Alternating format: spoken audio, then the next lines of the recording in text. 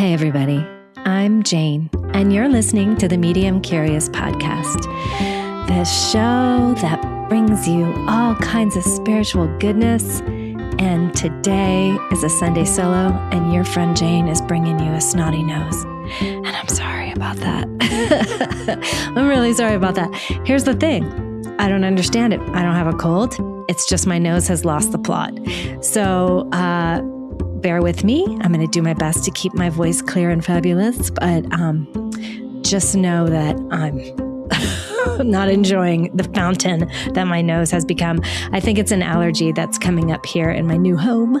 And y'all, I've never had allergies before, so I'm betutzt. I don't know how to handle it.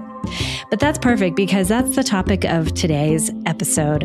What I want to talk about is what spiritual practice can do or is meant for when nothing is okay, including the fountain nose. That's been a little bit the reality for many of us lately. Nothing feels okay. There's just an assault on human life and on liberties and on realities of friends of friends. Some of us have dear friends right in the zone that's under attack here in the US. Of course, there's plenty of not okay things happening internationally. And the whole world is kind of teetering on the brink of something really scary. And I don't need to tell you all that. You didn't tune in to have me tell you that, but I'm just stating what's true. So what I want to bring y'all today is some sort of heavy duty soul searching and researching that I've been doing on how to engage spiritual practices in this tumultuous time. And Sarah and I talked about this a little bit this week. We talked about this quite a bit, just kind of trying to come up with some solutions and some ways in which we can sort of stay in the okayness. But I'm excited because the universe is very fancy, as you know. I'm kind of amazed at how this whole thing works. So, for example, I was actually really excited because I recorded this a few days ago before my nose became like snotty and annoying. When, I guess it was just yesterday, I was actually sitting with my beloved Wonder House group, and we were in our shared practice space. We have, every week we jump on a Zoom and we have basically like a productivity time where everyone jumps on, says what they're going to do, and then we either stay on camera or go off camera and do it for an hour and a half and come back and report back. You know, it's accountability and it's super yummy, and I love it. And I love those Wonderhousers, boy. Yesterday was my birthday, actually, and I was just in that sweet space, so happy. I recorded my Sunday solo, and then I went to play it back and my microphone was not engaged. And I was like, holy buckets, team. Like, why did that happen? That's such a bummer, right? But there's enough kind of like perspective that I've been given over time to go, well, that happened for a reason. It's a bummer-rama, but I will know what it is. And you know what's cool? In the last like 24 hours, maybe 36, I've been given a lot of cool things that I've been thinking, okay, I'm going to bring that to the audience. This is actually why it happened that way. So yeah, spiritual practices, a lot of times are almost, what's the word I'm looking for? They're almost aspirational. You're like, I'm going to meditate when, or I'm going to have the killer yoga practice when, or I'm going to, do this perfectly and do that perfectly, and then I will be a better person or something like that. That can be the case for some folks, and I've certainly been in that zone before. But what I'm finding nowadays is that my spiritual practice is kind of like, it's like what do I want to say? It's like a respite. It's like this gorgeous like break in the action, man. It is just like, oh, please let me find and let me leap towards my meditation pillow. That's theoretical or metaphorical. I don't actually have a pillow. I sit on a couch. And in fact, I sit on a couch with a super fuzzy blanket. That's where I meditate. But the point is, I'm leaping for it these days because it's become, one of the few safe places that feels like, again, like a respite, like a little corner of serenity And so that's what I wanted to bring you today, is to kind of talk about the various resources, how we can resource ourselves spiritually for the moment at hand. And I think the main thing that keeps coming up for me is that I know that if I have not calibrated my little nervous system, there's no hope for me. So that's, part of what a meditation practice does for me, because I have a series of techniques, energetic basics that I go through. And those always make me feel better. Always, always, always. And that's part of what we're doing in Higher Calling and the Wonder House cohort and the new cohort coming up. Is I talk a lot about these energetic basics. But I want to bring a few of those to you today, and also just talk about being resourced in general, right? Because when things feel so frayed at the edges and the news just feels like it, like as Sarah described in the last episode, it's like she literally just like bursts into tears multiple times in the day. And I feel the same. It's almost like my eyes are burning from the pain of witnessing what we're witnessing. So for me, grounding is such an important practice. It is like the number one thing that I know that my nervous system needs. So I want to just offer this to you. If you don't already have a grounding practice, the likelihood is you do, but let me just offer this. So imagine that there's like this really beautiful ball of light that is your core. It's the center of you. And you can imagine that core of you as a ball of light. You can imagine it like a beautiful crystal, stone. Sometimes I like jasper randomly. I'm sure there's properties that make it make sense for me. But whatever like lights you up and makes you feel good when you imagine what is at the center of you, imagine that. And then you're going to bring light out of that core all the way and send it, push it all the way to the center of the earth. And then you wrap the light, almost like light beams and they're coming out of both of your feet. So if your feet are on the ground, right? Those light beams come all the way down your legs, through the ground, through the floor, into the earth, all the way through all the layers of the earth to the core, to the center of the earth. And then you wrap those light beams. Also, I might add that there's a third beam that would come out from your first chakra. So right through the center of your body, all the way down, down, down, down, down, down. You wrap those 3 light beams around the core of the earth, and then bring energy back up, all the way up, up, up, up into your core. Don't you feel better? And I'm not too worried about y'all if you're driving around listening to this, because that is a practice that will not take your mind off of your driving. Other practices, I would say, let's pull over. But for that one, I wanted to just like pop that in here right now so that we can all get grounded right now and feel how much better we feel knowing that the earth is our home and we are centered in our bodies. And then we can also have the divine goodness that whatever you call your higher power, your, mother, father, God, universe, consciousness, magic, rainbows and moonbeams, whatever it is, let that energy come in through the top of your body. So that beautiful core is kind of at the center. It's at the intersection between heaven and earth. That's where you stand. You, my friend, came to this earth for a reason. And believe it or not, this moment, as painful as it may be, is one of those reasons that we came here. And I really believe that. And it's one of the beliefs that brings me peace in such tumultuous times. So I wanted to offer that. And I also wanted to say, like, boy, this little body, it needs support, man. It needs to be calibrated. So it goes without saying that all the electronics and all of the scrolling and all of the news coming at us and all of that it's decalibrating. It is like decentering, and it like pushes us right out. And it's sort of meant to, it strikes me, and I've heard this from other folks lately, that all of the fear mongering and all of the like chaos is really meant to throw us off. And it's fair, right? It's scary. Like, I'm not arguing that at all.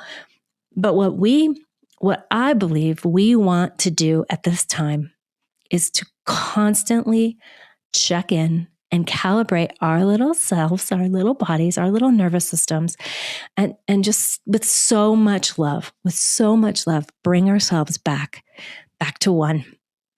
That's an expression from the film industry. And, as many of you may know or will know from earlier episodes, I'm a director.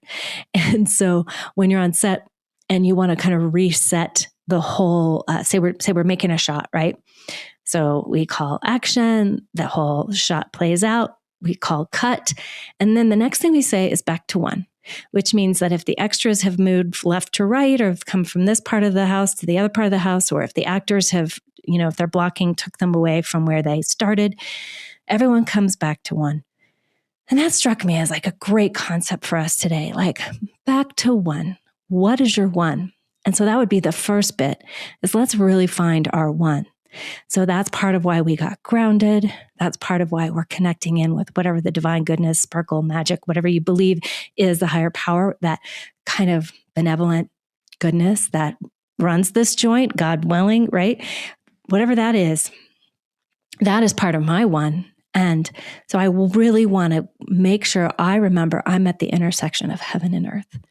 This little self, this little Jane, this little soul hanging out in a tiny little body. It's not that tiny, but this little body that has walked the earth for 55 years as of yesterday. It's something special has happened here. I get to walk this earth and I get to experience this life as it is right now. So I just have to kind of trust in that. I have to constantly come back to that. I chose this. This moment is for me. This moment is for all of us. We wanted to be here, y'all. That's what I hear from spirit all the time. So babies, especially when I do baby readings, they're like dying to get here. They're like, let's go. I want to get to earth. I want to, set this up with my parents. I want to come here for this time. And those of us who are super sensitive are going, dude, seriously, you wanted to come here right now? Because, it's real hard. Like, this is crazy pants here. And all those souls that I chat to are like, yes, get me in here. Put me in, coach. So sometimes that kind of information just feels comforting. Like, okay, if they wanted to be here, then probably I did too. Cool. So how can I calibrate my nervous system? One of the things, you've probably heard this, but I'm going to offer it right now still. Hand on chest. Putting the hand on the chest is such a sweet little gesture. And it does help the nervous system, especially if you combo plotter it with hand on chest, hand on belly. Have you tried that? Isn't it sweet? And P.S., if you have a belly that's poking out a little more than maybe it used to, big love to that belly. Oh, belly, you're so good. Oh, self, you're so beautiful. Just take that little extra beat if you need to just be as loving as you can to your amazing little body. This little spaceship that you fly around in on this earth, it is a magician. Oh, I talk about this a lot in my classes. I just feel like, what on earth? How did we get such a sophisticated, magnificent machine to run a soul in? The one that pumps that blood so systematically, so extraordinarily, all those nutrients constantly moving through our bodies, the oxygen delivery system, it's extraordinary. These hearts are ridiculous. These lungs are spectacular. Digestion, forget it. It's incredible, right? So just like have a moment of like massive gratitude for this incredible body and all of its quiet and ridiculously amazing systems that run it. So there's some gratitude. And now we've got our hand on our heart. Oh, just a little bit of sweetness, a little bit of love for this self. Hand on our belly. Hello, belly. Are you digesting? Did I give you too many Brussels sprouts? Sorry. Just you can even have a little moment of humor with this amazing body. That is a great way to calibrate your nervous system.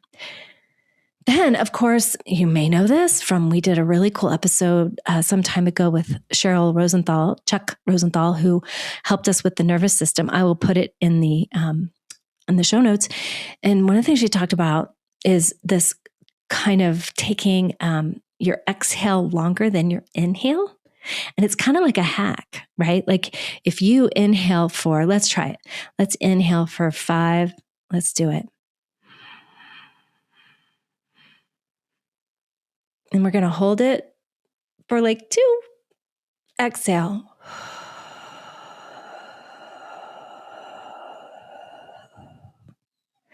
So that was a 5-7. Inhale for 5, hold for a beat or 2, exhale for 7. That is like legitimately a nervous system hack. It gets your body convinced that it's okay. Because if you are running from a tiger, you cannot exhale longer than you inhale. You're panting, you're running. So if you do that kind of breath, your whole body relaxes and you go into rest and digest. And that's the goal, friends. We need rest and digest. And since our body is being shoved into fight or flight all day by the news, all day by the terrifying things we're hearing from friends and neighbors, all day, it's really I lovingly say it is our job to recalibrate and come back to rest and digest. Okay, so that is the beginning of what I want to offer.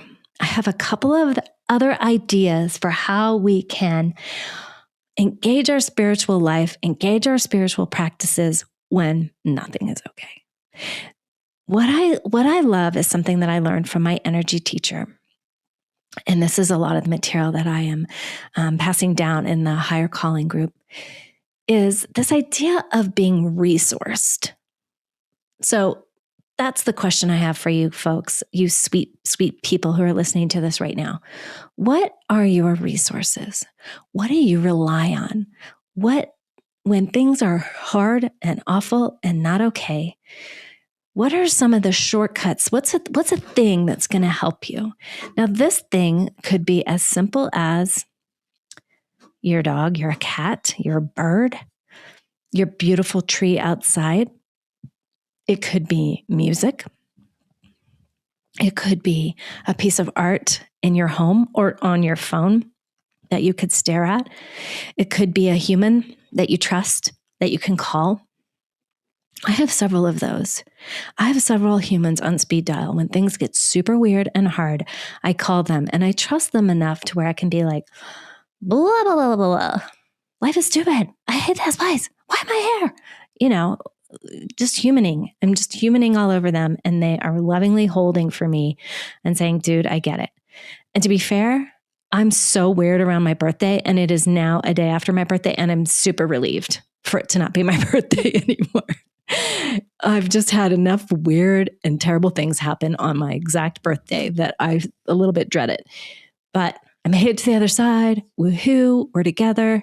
And I did call a few friends. I phoned a friend and I was like, oh, let me just tell you how much I hate my birthday. And I know I'm ridiculous and I feel ridiculous, but that's okay because I have a friend who can hold that and isn't going to judge me, or maybe quietly, but it doesn't matter because they're so kind.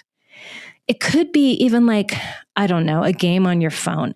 But mostly I would say like something that does what we just talked about, something that calibrates your body. That's why I offer nature, like taking a walk in nature. Ideally, without my voice in your ear or without, too much other input, like engaging with nature. Y'all have heard me talk about how much I love to chat to plants and trees and birds and stuff. It's so entertaining. If you're not used to walking without like music or a podcast or whatever, try chatting to the trees. Freaking hilarious. I once walked in a forest and I was like checking in and chatting to the trees, and they had so many needs. They were kind of needy, these trees. They were like, here's what we need you to do. And they like laid out a 3-point plan of what kind of like support I could offer them. And I was like, I'm just a dumb human. Do you seriously think you giant, amazing trees need my support? And they were like, yeah, we do. Here's what we need. So, 100%, y'all. Am I making it up? I don't know. But am I connecting in with nature and chatting to trees and having a delightful engagement with the everything via a tree? Yeah. Is my whole system relaxed because I'm kind of laughing at myself? 100%. So chatting to nature, being in nature, going and especially love standing and talking to a tree, like holding, my hand out and putting it on the branch or certainly on the base of the tree. Oh my gosh, did y'all see that thing that was going around? Gosh, it was about 6 months ago where people would stand next to a tree and ask the tree to touch them. Did you see that? I actually did it. Crazy. I never posted it, but I did try it. I stood next to this tree back when I was in Hawaii, and this tree, I swear, magically grew, found a way to stretch across 1.5 feet to touch me, even though there was no breeze and there was no reason that made sense. Anyway, try it. It's so rad. It's so rad. Nature is ridiculously magical. I don't need to tell you all that, but it's such a resource. I mean, music is such another amazing resource because we can literally change. We can change our heart rate. We can change our respiration. We can change a whole bunch of systems in the body within a minute of starting to listen to music. It's so helpful. And y'all know I love art. I don't know if you know this about me, but I'm obsessed with art. And I find that pieces of art and most art really just cheers me up, just immediately makes me feel better. I'm always just fascinated by someone thought, I'm going to do this, this, and this, and make this incredible thing. And it just, I don't know, for whatever reason, it inspires wonder in me, which I find soothing, the feeling of wonder. So let's see. What have we got here? So far, we've gotten some calibration for the nervous system, grounding, hand on heart, hand on belly. We've got that breath that you're probably already familiar with, but you forget because so do I. We've got this resourcing. Really make a list, sit down, make a list, make it on your phone. What are my resources? Because when you're stressed and when you're overwhelmed, when the news is just way too much, you can reach for a resource. I recently was gifted this incredible stone by my sister-in-law. I mean, God bless her. She's so amazing. She actually took me to the crystal shop and she said, whatever you want. And I was like, sister, I could spend $5,000 in one go. I think we need to think about this a different way. But ultimately, she bought me this stunning piece of celestite. Oh, shoots. What is it actually called? It is a blue stone that helps connect to angels. Yeah, celestite is what it's called. It's named for its heavenly color, forming beautiful crystals found in geodes. This is hilarious. It's primarily sourced from Madagascar and Ohio. So there you go. It's got these really soothing spiritual properties. And for me, it feels very angel-y. And that's another resource I want to offer before I close tonight, y'all. Angels, babes, angels, 100%. We can call them in. We can ask them for help. We can kind of watch as they swoop in. Get this. So last night I was feeling a little overwhelmed and not breathing well, thanks to the new nose fountain. No, not delightful on a birthday. And so I picked up this really amazing book that was actually recommended to us by Radley Valentine. It's written by these sisters, and I'm going to look it up right now. It's called Angel Speak, and it was written, back in the 90s. How to Talk with Your Angels. And these two sisters, Barbara Mark and Trudy Griswold, are the authors. And it's just this little tiny tome. I picked it up after Radley recommended it in our interview. And it's so wonderful. It's so simple. And it's been my experience that the angels do swoop right in and want to support us with so much love. So, here's the neat thing that happened. So my amazing friend here in Park City, we got together today for a walk with our pups, which is a Saturday morning routine that I love. And she gave me a birthday gift. And so after I was calling in the angels, calling them in, okay, y'all, I need support. I need help. I need to know how to, be of service to the people that I'm meant to serve. I need to know how to be of service to my family. I need to know how to stay in my body. I need to know, because I had just spent the evening watching last week's Daily Show with Jon Stewart and the rundown of all of the outrageous, unreasonable things that were happening had kind of revved up my nervous system. So I go to the angels, help. So the next day, this morning, my dear friend gives me this beautiful gift for my birthday. And it's a necklace with these two angel wings. Sign much? The angels were like, dude, we got you. And in fact, I get to wear these. So over this little birthday weekend, I got this incredible piece of celestite from my sister-in-law. And then I got these beautiful wings from my dear friend. So I'm like, okay, angels are the resource that I need. So this is just a time where We can serve our communities. We can serve in any way that we are called. But I also feel very strongly that one of the best ways we serve is by being calm and quote unquote happy, but at least centered, our nervous system in rest and digest. Because when we are in that state, that reverberates through our community. That reverberates certainly through our family and our coworkers and whatnot. And we can be of service because we have loved ourselves through the panic and through the pain. So there's a really cool, I'll leave you with this. There's a really cool Next Level Soul episode that just came out with Yogi Raj about this exact topic. And he's got this beautiful thing that he calls it's radiating love and peace through each of our systems. And it's sort of like self-peace equals world peace, and his concept. And he's got a beautiful meditation. And I definitely think it's a resource, and I'll put it in the notes that, if we are at peace in our little ball and our little bubbles, the little aura that we're rolling around in, then we can radiate that peace to the whole world. And that to me feels like a true responsibility right now. So anyway, my dear ones, I hope this has felt helpful. Y'all know I love you so much. It hurts. And wow, my voice even sounds a little less snotty. That's just because I'm just speaking to y'all through my heart and with so much love that the snot has pulled back a little. Hey, all right. Don't forget, the very best birthday present you could give me, if you're willing, is to rate us. Give us some stars, 5 in particular. 5 is the right number. And since I'm 55, I think 5 stars is the perfect plan. And then also, write a couple notes about why you like the podcast and tell a friend. That would be extraordinary. And I'll leave you with that. Sending you so much love this week, knowing that your spiritual practice and your ability to be in peace yourself will in fact serve the world. And I'm grateful to you for it. All right, sending y'all so much love. Bye. Very Soul is our sponsor for Medium Curious. Jane and I are both Very Soul mediums. Oh, yes, we are.